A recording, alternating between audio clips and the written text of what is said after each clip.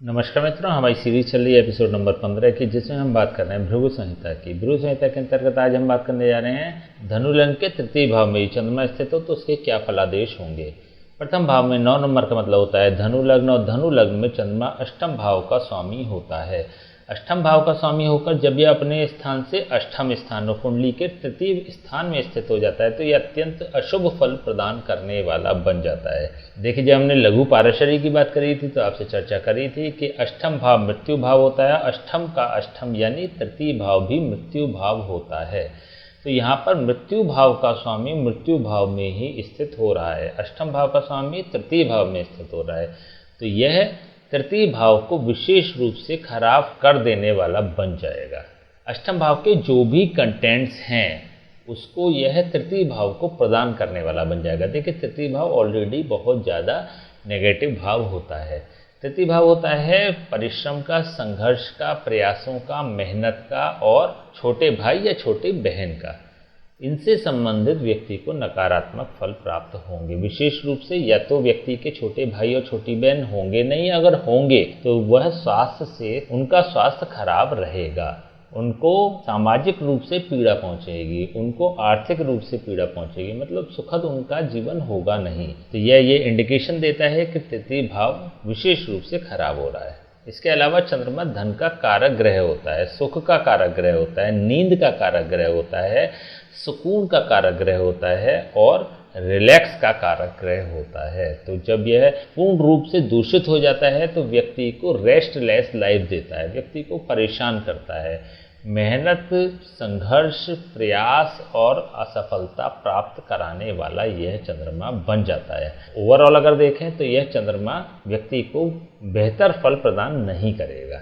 चंद्रमा की यहाँ से सीधी दृष्टि नवम भाव पर भी है। देखिए, यहाँ पर एक चीज और देखने वाली है कि चंद्रमा अपने शत्रु की राशि में स्थित है।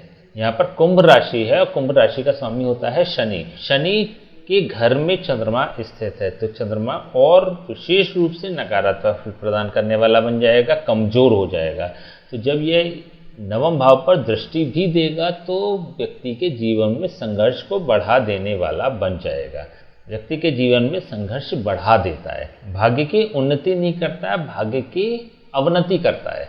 देखिए, यहाँ पे शायद एक कंफ्यूजन जनरेट हो रहा हुआ आपके दिमाग में कि जब हमने ये कहा था कुछ एपिसोड पहले कि नकारात्मक भाव का स्वामी जो नकारात्मक भाव में स्थित हो जाता है तो पॉजिटिव फल प्रदान करने वाला बन जाता है। लेकिन कहाँ पर वर्क करती है ये बात, जब अष्टम भाव का स्वामी कोई क्रूर ग्रह हो जाता है, कोई पापी ग्रह हो जाता है, कोई अशुभ ग्रह हो जाता है तो ये विशेष रूप से पॉजिटिव फल प्रदान करने वाला हो जाता है। लेकिन यहाँ पर चंद्रमा एक बहुत सौम्य ग्रह होता है, बहुत सोफिस्टिकेटेड ग्रह होता है और बहुत शीतल ग्रह होता है।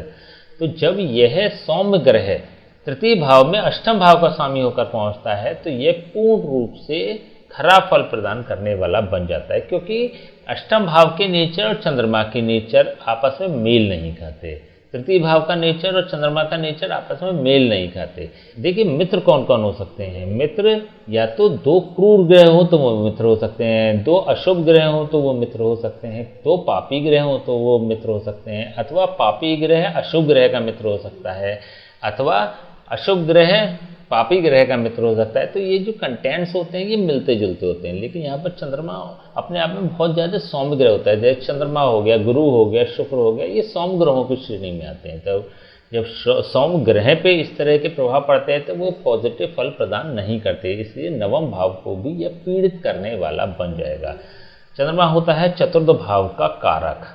चतुर्थ भाव का कारक होकर जब यह अपने से द्वादश स्थान में पहुंचता है तब भी सांसारिक भोगों की उपलब्धता को प्राप्त कराने में कष्ट प्रदान करता है। चतुर्थ भाव होता है सांसारिक भोगों की उपलब्धता का कारक भाव। वाहन, भूमि, भवन और माता के सुख से संबंधित भाव यह माना जाता है। सभी परिप्रेक्ष्य में यदि देखें, क्योंकि यह अपने से 12th हाउस में जा रहा है, अपने से व्यय भाव में जा रहा है, तो यह सांसारिक भोगों की उपलब्धता कराने में व्यक्ति को संघर्ष कराता है। संघर्ष के भाव में है ना ये, तो संघर्ष प्रदान करता है। जब सांसारिक भोगों की उपलब्धता की बात आएगी, चीज़ों को परचेज करने की बात आएगी, खरीदने की बात आएगी, तो व्यक्ति को बहुत संघर्ष करना पड़ेगा, व्यक्ति को बहुत प्रयास करने पड़ेंगे, तब वो चीज़ व्यक्ति को प्राप्त होंगी।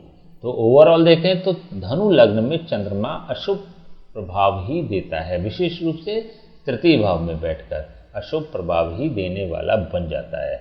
चंद्रमा से संबंधित जो भी कंटेंट्स है उसमें नेगेटिव प्रदान करेगा, विशेष रूप से माता के स्वास्थ्य को भी ये खराब करने वाला बन जाता है। चलिए हम इसके उपाय की बात कर लेते हैं। जब चंद्रमा तृतीय भाव में स्थित होता है तो इसको यहाँ से मूव करा देना ज़्यादा बेहतर होता है। मूव कैसे करा सकते हैं? देखिए, जब भी किसी ग्रह को मूव कराने की बात आती है तो एक सहज जो प्रक्रिया होती है, जो जल्दी मूव हो जाता है और कम प्रयासों से मूव हो जाता है सहजता के साथ, वह स्थिति यह बन जाती है कि यदि उसके ठीक सामने वाले भाव में उसको मूव कराएं तो वह बेहतर तरीके से मूव हो जाता है, जल्दी मूव हो जाता है और उसमें कोई व्यवधान नहीं आते।